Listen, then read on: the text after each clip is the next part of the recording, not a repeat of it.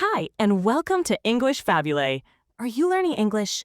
Great. Let's learn English with a very interesting story. Don't forget to subscribe, like, and comment. Let's get started. There was important news from the United States. It came from the capital city. Many people were surprised by the announcement. The United States and China, two of the biggest countries in the world, made a new agreement. This agreement is about trade. Trade between these two countries is very important for the global economy. So, when this news came out, people in many countries watched closely. Stock markets around the world reacted quickly to the news. Prices of some goods and company shares changed because of the agreement. The deal is focused on two main things. First, it is about special materials called rare earths. Rare earths are very important today. They are used in many modern things, like your phone, your computer, electric cars, and other technologies. China produces a large amount of these rare earths. Second, the agreement is about technology. This includes things like computer parts and software. For some time, there have been problems and disagreements about trade between the U.S. and China. These problems included taxes on goods and rules about selling technology. This made things difficult for many businesses in both countries and around the world. This new trade deal is an attempt to solve some of these difficult problems.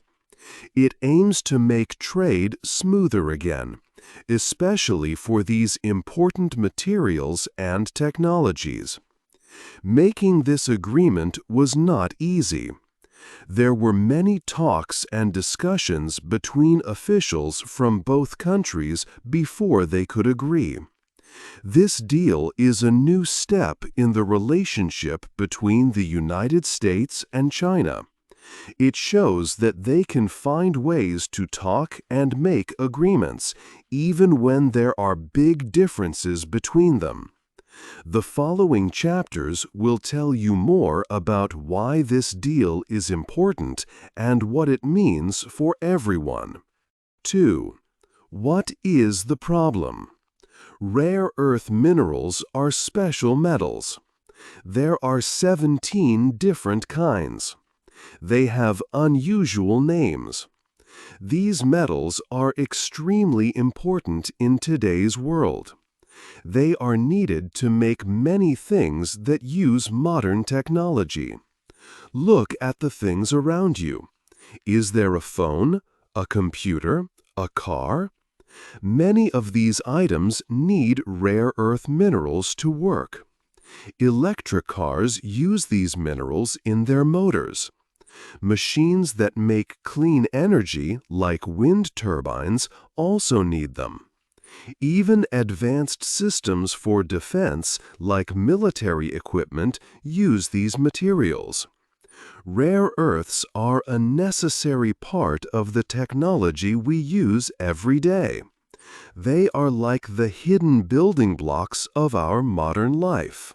China has a very big role in the rare earth industry. The country produces about 60% of all rare earth minerals globally. But China is even more important in processing these materials. About 90% of the world's rare earth refining happens in China. Refining is a crucial step after the metals are taken from the ground. This strong position gives China significant control over the supply of these important materials worldwide. This control became a serious issue between the United States and China. As problems grew between the two countries, China made a decision. It stopped exporting or selling a number of critical minerals and magnets to the United States. China used its powerful position in the market as a tool. This action caused a big crisis. Many American companies depend on getting these materials from China. The stop in sales broke important supply chains. These are the steps materials take from where they are found to where they are used to make products. Car makers, companies that build airplanes, and businesses making computer chips or military items all faced problems. Automakers like General Motors, Ford, and Stellantis were worried about getting the magnets they needed for cars. The semiconductor industry also had difficulties getting materials for manufacturing. An official from the U.S. government, Treasury Secretary Scott Bessent, said that the critical materials needed for American industrial production were not moving as they should. This stop caused major difficulties for American businesses. They needed these specific minerals and magnets to keep making their products. Without them, production could stop or slow down a lot, hurting the companies and the economy. The situation showed how much the U.S. relied on China for these key resources and created strong pressure to find a solution quickly. This was the main problem the new trade deal needed to solve. 3. The road to a deal. Talks started in Geneva in the middle of May.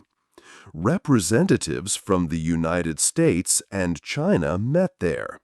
They wanted to find a way to solve the problem with important materials and technology limits. But the first talks did not go well. They failed to make a clear agreement. The difficulty in getting the materials from China continued. Because the problem did not stop, things became more difficult. Tensions grew between the two countries. The U.S. government made new rules. It used export controls to stop American companies from selling certain technology, like special software, to China. China also had rules about sending the important materials, and they did not make it easy for other countries to buy them quickly. This made companies in both countries very worried. The trade problems were hurting businesses and supply chains. The situation was serious and needed action from the top leaders.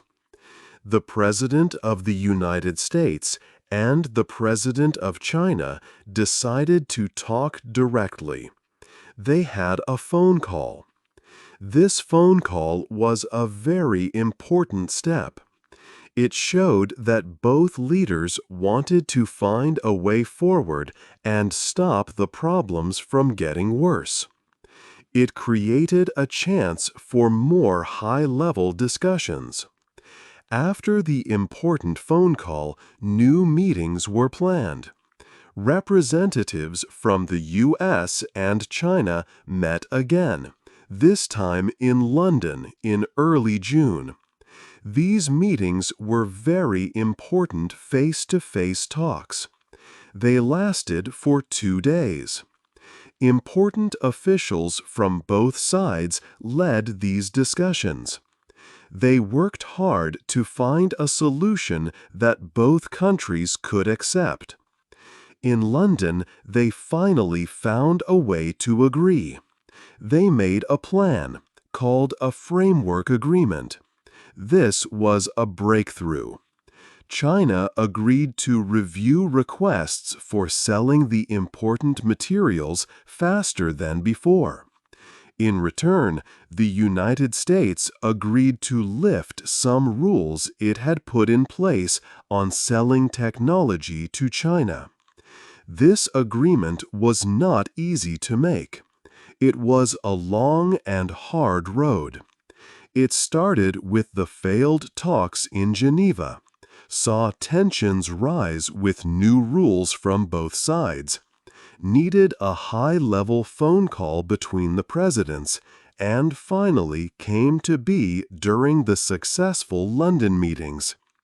The deal shows that talking is needed, even when relations between two big countries are difficult. 4. A bigger picture. The new trade deal between the U.S. and China happened during a time of strong economic pressure on both countries. The U.S. president had a very tough approach to trade during his second time in office. This plan meant much higher taxes, called tariffs, were put on goods coming into the U.S., especially from China. This strategy was more aggressive than before, using the threat of high tariffs while also being open to talks. These higher taxes caused significant effects on the economy in both countries. In the United States, the tariffs made many products more expensive for regular people. Families had to pay more for things they bought every day, which felt like a tax increase on households. Companies in the U.S. that needed parts or materials from China faced higher costs. This made it harder for them to do business, and sometimes meant they had to slow down production or even lay off workers. However, some U.S. industries that competed with imported goods saw some benefits because the taxes made their products cheaper compared to goods from China. China's economy also suffered because of the tariffs. Many factories that made goods to export to the United States saw their sales fall sharply. This meant less money for these companies and problems for their workers. The Chinese economy was already dealing with other issues, like problems in the housing market and people spending less money. Industrial companies, especially those in manufacturing and export sectors, reported lower profits and less activity. So both the U.S. and China were facing notable economic problems during this period. The tough trade actions and the high level of tariffs made these problems worse for certain parts of their economies. This difficult situation created a lot of pressure on the leaders of both countries. They heard from businesses and workers who were having trouble. Companies needed stable trade to plan for the future and access important materials. The economic pain caused by the trade conflict was clear. The U.S. economy had shown signs of slowing down. China's economy was also growing more slowly than usual. This challenging economic picture was the background for the trade talks that eventually led to the agreement. Leaders felt they had to find a way to ease the tension and help their industries recover, or at least stop the problems from getting worse. They needed the flow of goods and materials to continue. Even though the relationship between the two countries was difficult, the strong economic need pushed them to negotiate seriously. The deal became important because it offered a chance to reduce some of the negative effects on businesses and citizens in both countries. This pressure from the economic situation was a big reason why the talks eventually led to progress and an agreement was reached. Both sides needed a positive step to help their economies and provide certainty for their industries. 5. How the deal works. Let's look closely at the agreement between the U.S. and China and see how it works. This new deal has important points for both countries. The first big point is about rare earth materials. These materials are very important for modern technology. Things like smartphones, electric cars, and computers all need them. China controls a large part of the world's rare earth supply. Before this deal, China had made it difficult and slow for American companies to buy these materials.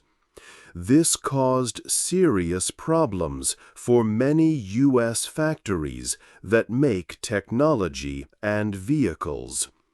Now, China has promised to make the process faster. They will quickly review and approve requests from American companies to buy rare earths. This helps make sure that U.S. industries can get the materials they need without long delays. The second important part of the deal is about technology trade. The U.S. government had put special rules in place that stopped American companies from selling certain advanced technology products to China. These were things like some computer software needed for design or parts for airplanes. These rules were put in place during a time of tension. As part of the new agreement, the U.S. has agreed to remove some of these limits. This means American companies can sell these technologies to China again. This opens up trade for these specific goods and helps businesses in both countries that work with these products. The third key point in the agreement is about people, especially students. Many students from China come to study at universities in the United States. They study many different subjects, including science and technology. There was worry that these students might not be allowed to finish their studies in the U.S. The New Deal includes an agreement that allows Chinese students to continue studying at American universities. The U.S. government confirmed it would not stop these students or cancel their study papers. This is important for the students and for the schools they attend. These three parts show the main areas where the U.S. and China agreed to make changes. China helps with materials. The U.S. helps with technology and students. The deal is important because it helps reduce some of the trade problems that existed. It aims to make things easier for industries that need rare earths, technology, and for students who want to learn. Making this agreement took many discussions between officials from both sides. They worked to find a way to solve these specific problems. This deal is seen as a step forward. It shows that cooperation is possible in some areas, even with bigger problems still between the countries. 6. Winners and losers. The trade problems between the United States and China had effects on many people and companies. Some felt good about the situation, but others had problems. Car companies and technology companies in the U.S. were some of the ones that felt the problems. They needed special materials called rare earths to make their products. When China stopped selling these materials easily, the companies had trouble making cars, phones, and computers. The New Deal helps these companies get the materials they need again. American people also saw changes. The U.S. government put taxes on many goods from China. This meant that things like clothes, electronics, and other products became more expensive for American shoppers. Experts said it cost American families more money each year, maybe around $1,200. For American workers, the picture was mixed.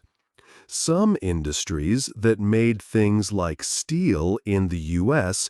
did better because Chinese products were more expensive. So, some workers in these areas got more work. But companies that used parts from China or needed the rare earth materials had problems. Some of these companies could not make as many things or had to stop some work. This meant that some American workers in these factories lost their jobs or did not get more work. In China, factories also felt the effects of the trade problems. Companies that made goods to sell to the U.S. had fewer buyers. Factory profits in China went down. Automakers in China had difficulties. The economy in China was not growing fast. This was also because of problems inside China, like issues with buildings and people not feeling good about spending money. Chinese workers in the factories that made things for other countries also faced hard times. When factories made less money or closed, workers had problems. So, the trade disagreements created winners and losers on both sides. The new agreement tries to fix some of these problems, especially for companies needing rare earth materials. But the effects on shoppers and workers show how complicated trade between big countries can be. 7. The world watches. Countries around the world watched the news about the U.S. and China deal. They saw the agreement, but also felt a mix of relief and worry. Many countries, like Japan and those in Europe, the EU, had big businesses that needed the rare earth materials too. The trade problems between the two big countries made everyone think. If China could stop sending rare earths to the U.S., could it do the same to them? This was a big worry. They saw how trade could be used like a weapon. It made them feel less safe about getting important things they needed for their factories and products. This global worry started new conversations. People began talking more about safer supply chains. This means not buying all their important materials from just one place. If something happens in that one country, like a trade fight, they cannot get what they need. So countries and companies started thinking about finding different places to buy from. The deal also made countries look for rare earths in new locations. They knew these materials were important for phones, cars, and many new technologies. China had most of the places to get and make these materials ready. But after the problems, other countries wanted to find their own sources. They began looking in places like Australia, Canada, and some countries in Africa. Building new places to dig for rare earths and make them ready takes a long time. It is also expensive. But countries felt it was important for their future. They wanted to be sure they could always get the materials they needed no matter what happened between the US and China. The world learned that depending too much on one country was risky. The deal brought some calm for now. But it also showed everyone that the world needed to change how it got important materials. Security became just as important as saving money. Many countries started making plans to find new ways to get rare earths and other key materials, making their own businesses and countries stronger and safer. 8. What happens next? The new agreement between the United States and China is an important moment. It helps with the problem of rare earth materials. But many people say this deal is just a small step. It is not a full answer to all the problems between the two countries. There are still big and difficult issues. For example, the two countries have different ideas about trade rules. They disagree on how companies should work and about new technology. These main problems are not fixed by this agreement. They are still there, making the future relationship unsure. Nobody knows exactly what will happen next. Will the two countries make more agreements? Or will the disagreements become bigger again? The situation is not easy to understand. Countries around the world are watching closely. They hope that the US and China can find more ways to work together.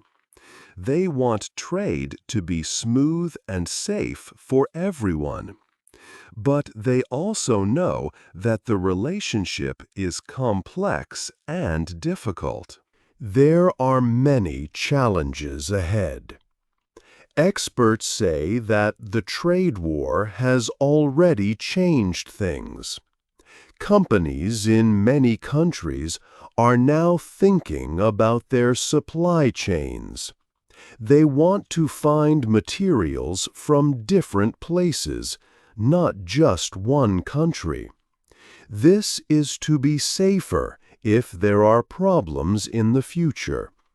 The agreement shows that the two governments can talk and make a deal when they need to. But it also shows that there are deep differences. These differences are about how the world economy should work. For the people in both countries, the future of trade is still important. It can affect jobs, prices, and the types of goods they can buy. Will this small step lead to bigger changes? Or will it be hard to make more progress? What do you think will happen next in the trade relationship? Hey there! Just a second before you go. If you learned something new today, please give this video a like, write your thoughts in the comments, and subscribe to the channel. It only takes a second, and it really, really helps to create even better English videos for you. Your support means the world. Thank you.